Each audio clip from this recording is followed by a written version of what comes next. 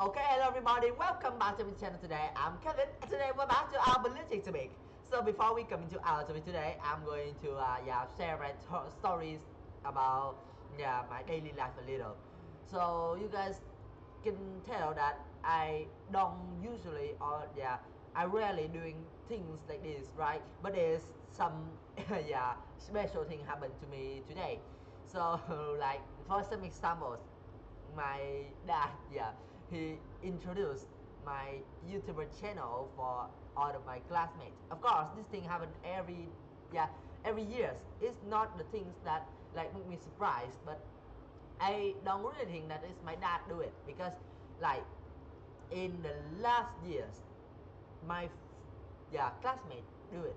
My classmate did it because he was my friends before, and he knew my channel. So he decided to introduce with my friends, which means the classmates that I am with at grade 8 at that time. But the important thing is my dad these years don't just going to introduce this with my friends, my classmates, but also with their parents. So I don't really think that this is a bad thing. I think it's good. So, but yeah, at least he should tell me first, because having myself being introduced, like, let's say, being introduced so quick and unexpectedly is not my style. So I don't think that I could take all of those stress when I being known for many people at the time. But they know so many things, they're so smart, and they knows that I still have some problems in my videos. Of course I know that our videos should be comment, should be fixed. We have to debate, we have to talk, we have to chat with each other to know my bad points and to fix this. But having my friends, the people who close to me, have a close connection to me, watching my own videos is very a little bit of embarrassing, and is of course it's very fun. But I have to be more careful about my words and also about how I lead the topic. Okay, but I hope that this thing didn't come to my English teacher. Yes, because if she knew this, maybe she will bring me up on class, and I hope that won't happen. Okay, so that's what I'm sharing for my daily life experience and the special things I have today. And now we are going to talk about our topic. So in our last topic, we already talked about, can war ever be justified and how to justify them. Today we are going for a bonus topic, as I promised, that we are going to tell you guys about an examples, two wars in Iraq. This is the examples we have today. So because this is a bonus topic, no more talking, and we come straight to our topic. Of course, for you guys who don't know, I don't have intro and don't have outro either, because I don't have the edit app, and I don't really have time to let's say install it right now. Or you could say that I'm lazy. What do you think? Where do you think you still have the right to say it? But at least I don't have time to completely download it now. Okay, so now let's back to our topic. So first we are going to talk about the history of Iraq. So twice in the past 30 years, a group of countries had declared war on Iraq. So this is where everything begins. The first Iraq War in 1990. This is the Iraq War, but was invented. Okay, so the Iraq invaded Kuwait. This is the that a small state that nearby Iraq, and in 1990, Iraq decided to invade this small country. Iraq's president at that time, Saddam Hussein, announced that Kuwait was now a province, which means a part of Iraq. And of course, as what we know about the United Nations, the UN demanded Iraq to leave Kuwait alone and let them taking peace. But you guys can see, because we have war, so it's not hard to know that they don't accept the They don't accept the order from the UN, and of course the demand was refused. So because the human rights and the safety of Kuwait countries was in dangerous, so the UN was decided to start a war. In 1991, soldiers from 35 countries pushed Iraqi soldiers out of Kuwait.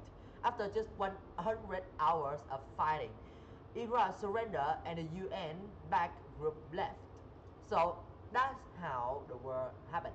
Very quick, very easy, but cost a lot. The UN told Saddam to pay back Kuwait for the damage done during the war and to promise to destroy Iraq's long-range weapons, which means that they demand the president of Iraq at that time going to destroy their long-range weapon, long-range weapon. You guys can see like rocket, okay? So Saddam Hussein, Saddam Hussein. No, not Hussein. Saddam Hussein was forced to destroy our weapon and promise to keep Kuwait safety and have freedom. Okay, that's the end of the first war of Iraq. Over 10 years later, in 2002, U.S. President George W. Bush spoke at the UN. He claimed that Saddam was abusing human rights and building deadly weapons of mass destruction, and the UN didn't authorize a war. But then the second Iraq war still happened.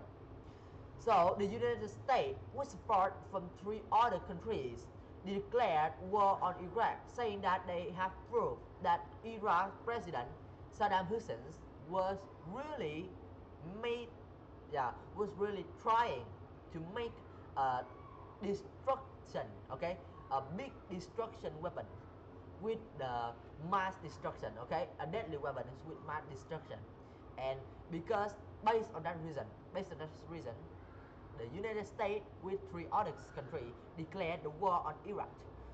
Within days, this group of four countries captured Baghdad, the capital of Iraq, and forced Saddam to run away. And many Iraqis celebrated because even though they didn't know that the information of Saddam Hussein's going to make deadly weapons is true or false, but he really did abuse human rights of Iraq. So Iraqis, when seeing Saddam have to run away from the United States and three other countries soldiers, was very happy and cheerful.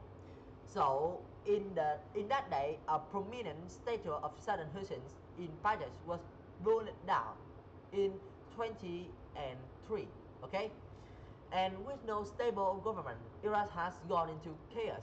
The group stayed to help, but many Iraqis thought that the United States groups was just try to abuse them like Iraq.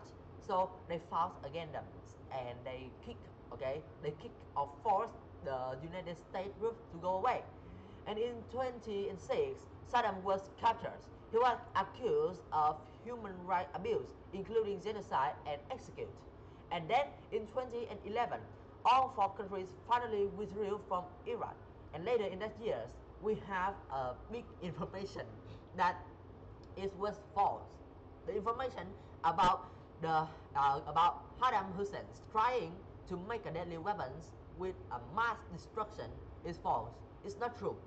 And United States, based on that fake reason, to attack Iraq, even though they don't attack on the right reason, but still they save the Iraqis from being abused with their human rights. Okay, so even though they are still bad at this case because they're using fake reason, but who knows, right? Because this is just history, and of course, even though they are true, I think that when some countries use a reason to attack another country, that country might have a good reason and good, like let's say, let's say it's a good evidence, right? So even when those things are wrong, but still, because everybody accepts the reason that United States set out or put out to attack Iraq. So that thing we just lie. Of course, we need to remember this, to remember that what country make a fake reason, and how that we could avoid to getting the wrong reasons when attacking another country as much as possible. Of course, it's just as much. It's not absolutely okay. So that's what the truth and also the end of the Second World War of Iraq. And most people think that the first Iraq war was justified. But as I said, the problems in the second Iraq war is very complicated. In the last topic, we already said about human rights. It's very complicated to solve, right? So, in this country, the second Iraq war is also as complicated as that because they are just having the human rights being abused. They are not even being harmed or like creating deadly weapons. But of course, even when they're being harmed, this is still the rules, the laws. And because United States attacked Iraq based on another reason, creating deadly weapons, so that's what accepts. But the result is that Iraq only have human rights abuse. So even though America did good things, but with a fake reason, they still have a lot of debate about this result in the history and still not having a clear opinion about is this good or bad.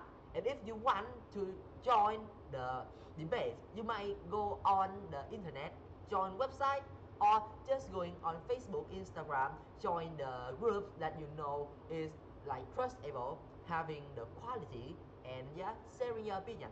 And now I think it's time for say goodbye because yeah, our videos is a little bit too long and I don't want my friends to hear more about my my bad in English words and how I talk. Yes, of course it's just having some bad points. I don't really know where is this, but I sure that I still have something I need to improve. Okay, so that's all for the video today. Thank you for listening and I'll see you guys on my next video. And now it's time for say goodbye then. See ya.